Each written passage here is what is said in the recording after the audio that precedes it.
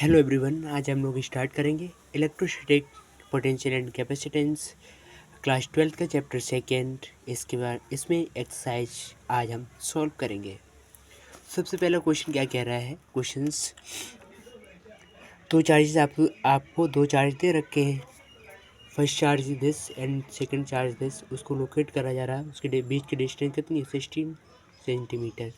At what point, किस point पर दोनों चार्ज के बीच में जो पोटेंशियल एनर्जी है किसी की, उनके बीच की डिस्टेंस किसी एक चार्ज से एक्स डिस्टेंस मान लो, और एक हो जाएगा हमारे 16 माइनस एक्स।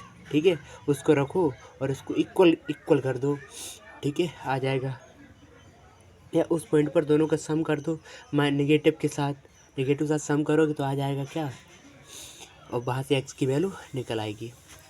और regular hexagon of side 10 centimetre है जो चार्ज। तो हेक्सागन ऐसे होता है और हर एक पॉइंट पर चार्ज कितना है? 5 micro coulomb at each of its but calculate the potential at the centre of the hexagon. और इस हेक्सागन के पॉइंट सेंटर पर कितना चार्ज होगा, कितना पोटेंशियल होगा, वो निकालना है। तो देखो, हेक्सागन की जो प्रॉपर्टी होती है ये होती है कि अगर ये भी साइड 10 सेंटीमीटर तो ये भी 10 सेंटीमीटर होगा, ये भी 10 सेंटीमीटर। क्यों? क्योंकि ये भी कितना होता है 120 डिग्री, तो ये हो जाएगा हमारा 60 डिग्री, ये भी 60 डिग्री, ये भी 60 डिग्री। ठीक है, तो इस हिसाब से क्या होगा हमारा, तो हमारा ये जो इस बीच की डिस्टेंस होगी 10 हो जाएगी। तो ऐसे आपको निकालना है KQ/R। KQ/10 कर देना है और सेंटीमीटर को मीटर में कर देना है, तो आ जाएगा आपका। और कितनी है ये? 6 है, तो 6 का मल्टीप्लाई कर देना, ये आ जाएगा। ठीक है, और टू चार्जेस दे रखे हैं। ठीक है, एट पॉइंट्स उनके बीच की डिस्टेंस कितनी? 6 centimetre. Identify equipotential surface. Equipotential surface का मतलब क्या है? उस पॉइंट को निकालना है जहाँ पर दोनों की पोटेंशियल डिफरेंस कितनी आ जाए? 0। इसके लिए पोटेंशियल और इसकी पोटेंशियल का जो डिफरेंस है उसको इक्वेट कर दो 0 को एक्स मान करके, आ जाएगा। ठीक है, एक्स की वैल्यू वही हो जाएगी हमारी। उस लाइन पॉइंट निकालना है। ठीक है, तो what is the direction of the electric field at every point on this surface. तो इक्विपोटेंशियल सरफेस पे आपको पता है, इक्विपोटेंशियल सरफेस से जो परपेंडिकुलर होता है वही हमारी क्या होती है? इलेक्ट्रिक फील्ड की डायरेक्शन। और इलेक्ट्रिक फील्ड की डायरेक्शन होगी तो वो नेगेटिव चार्ज की तरफ होगी। ठीक है, पॉजिटिव से नेगेटिव जाएगा, जो नेट आएगा। ठीक है, तो आगे बात करते हैं। Spherical conductor of radius 12 centimetre has a charge.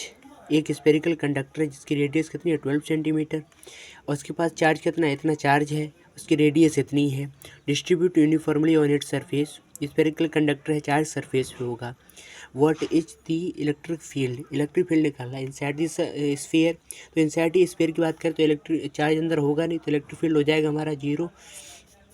Just outside the sphere की बात करें तो सरफेस पे कितना हो जाएगा? KQ/R, capital R square. ठीक है, और at a point 18 centimetre from the centre of the sphere, तो कितना हो जाएगा? KQ/R square. तो R वहाँ क्या कितनी लिखनी है? 18, और यहाँ पर कितनी लिखनी है? 12। उसका स्क्वायर कर देना, KQ/R। चार्ज पता है आपको, आ जाएगा 100। ठीक है, नेक्स्ट क्वेश्चन की बात करते हैं। अ parallel plate capacitor with the air between the plates has an capacitance. दो प्लेट कैपेसिटर हैं। ठीक है, और उनकी जो बीच की डिस्टेंस है 8 पिकोफैराड। और फिर देखो क्या कह रहा है, उसके अंदर जब कुछ नहीं था तो प्लेट कैपेसिटर के बीच में जो हमारा कैपेसिटेंस था वो 8 पिकोफैराड था। बाद में कितना कर दिया? What will be the capacitance? क्या कैपेसिटेंस होगा अगर उसके बीच की डिस्टेंस को रिड्यूस कर दिया जाए हाफ से? तो हाफ रिड्यूस कर दोगे तो हम जानते हैं जो कैपेसिटेंस आता है, कैपेसिटेंस A/D होता है। और यहाँ कितनी हो जाएगा? D/2। तो A/D इंटू 2 हो जाएगा। ठीक है, इसकी वैल्यू क्या है? हमारा C। तो यहाँ की कितना हो जाएगा? 2C। ठीक है, तो 2 इंटू ये कैपेसिटेंस। अब निकालना है C डैश, और C डैश कितना आ जाएगा? C डैश इंटू, और C डैश क्या हो जाएगा हमारा? C into K। ठीक है, और K की कितनी वैल्यू है? 2 इंटू 6 इंटू कैपेसिटेंस वैल्यू कितनी है?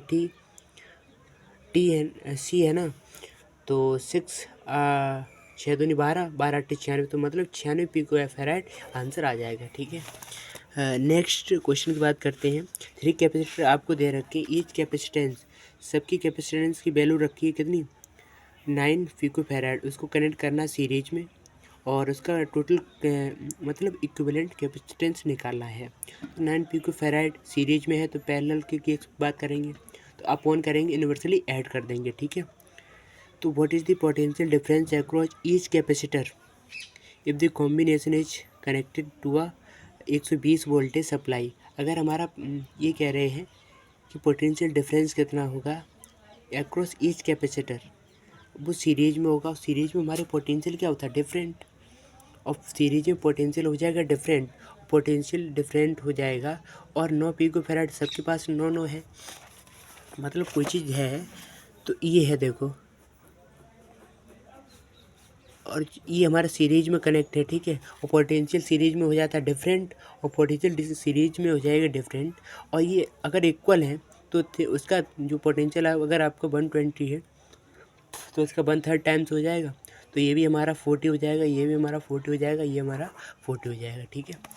नेक्स्ट क्वेश्चन क्या कह रहा है, 3 कैपेसिटर सबकी कैपेसिटेंस की वैल्यू आपको ये दे रखी है, उसको कनेक्ट कैसे कर रहे हैं, पैरेलल कनेक्ट करोगे डायरेक्टली ऐड कर देना, 2 3 5 4 9 पिकोफैराड हो जाएगा, इक्विवेलेंट कैपेसिटेंस आ गया। Determine the charge on each capacitor.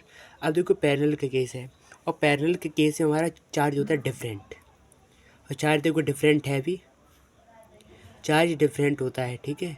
तो मुझे कुछ नहीं करना, चार्ज क्या होता है CB, और हमारा पोटेंशियल कितना 100, और पैरेलल के केस में पोटेंशियल होता है सेम, चाहे आपका रजिस्टर हो चाहे आपका कैपेसिटेंस हो, ठीक है। उसमें रजिस्टर में जब लगते थे तो सीरीज में सिर्फ पोटेंशियल डिफरेंट होता था, यहाँ भी हुआ है, और वहाँ करंट सेम रहता था सीरीज में, ठीक है। तो चार्ज भी यहाँ सेम रहेगा, और पैरेलल में चार्ज डिफरेंट हो जाता है और वहाँ करंट डिफरेंट हो जाता है, वही पूरी कंडीशन लगेगी, ठीक है। तो 100 वोल्टेज सबका सेम रहेगा तो चार्ज कैपेसिटेंस डिफरेंट है तो चार्ज भी डिफरेंट आ जाएगा, तो हम सबके चार्ज अलग अलग बता सकते हैं, ठीक है।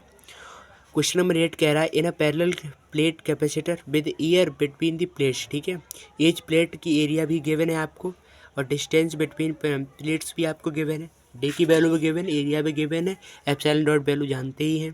कैलकुलेट द कैपेसिटेंस, फ्री वाला फॉर्मूला लगेगा, C is equal A epsilon dot upon D, epsilon dot 8.8 into 10⁻12 रखोगे, ए भी रखोगे, डी आ जाएगा C।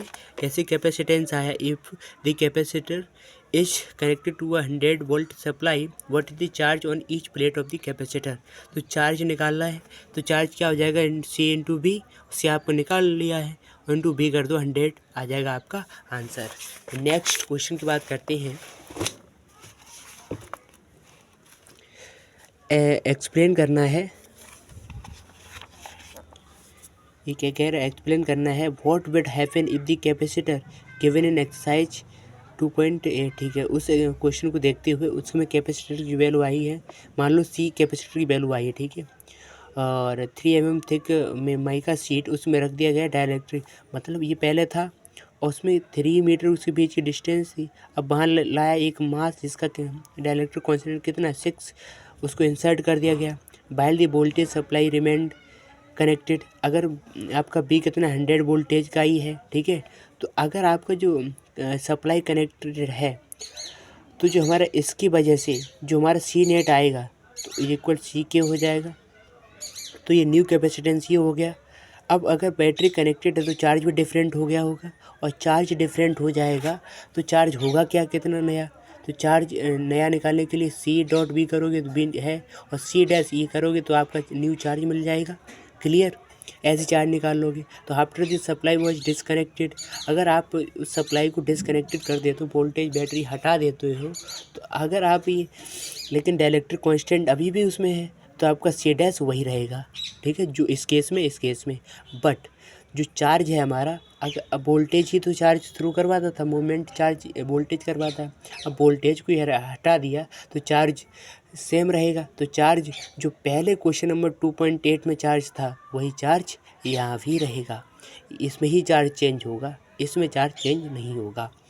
2.10 क्वेश्चन क्या कह रहा है, if 12 picofarad capacitor is connected to a 550 volt battery, okay, how much electrostatic energy, half CV² कर देना, आंसर आ जाएगा, ठीक है, हाफ CV²।